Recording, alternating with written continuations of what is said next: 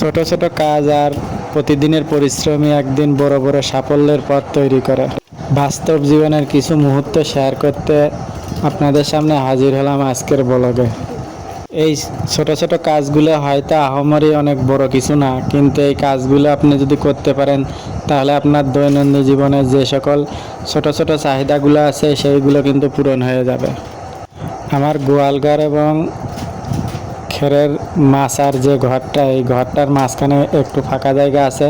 তো এইখানে একটা সুন্দর একটা মিষ্টি কুমড়ার চারা হয়েছে, আর মিষ্টি কুমড়ার চারাটা এখন দেখতে এত সুন্দর হয়েছে, তো গাছটার যত্ন না নিয়ে পারলাম না। তো এই গাছটা যদি যত্ন না নিতাম তাহলে গাছটা কিন্তু এভাবে থেকে আস্তে আস্তে নষ্ট হয়ে যেত। তো গাছটা সুন্দর হয়েছে দেখে আমি গাছটাকে একটা বাঁশের খোপা গেড়ে তার উপরে এইভাবে উঠিয়ে দিলাম, আর উঠিয়ে দেওয়ার পরে এটা সুন্দর করে বেঁধে দিলাম যাতে এই খোপা থেকে পড়ে না যায়। আর এইভাবে বেঁধে দিলে কি হবে, গাছটা আস্তে আস্তে বড় হয়ে যে টিনের চালা আছে, টিনের চালার উপরে উঠে যাবে। আর টিনের চালার উপরে যখন উঠে যাবে তখন মিষ্টি কুমড়া গাছে কিন্তু ফুল এবং মিষ্টি কুমড়া ধরা শুরু হয়ে যাবে। আর যখন মিষ্টি কুমড়া ধরা শুরু হয়ে যাবে তখন অনুভূতিটাই হবে অন্যরকম।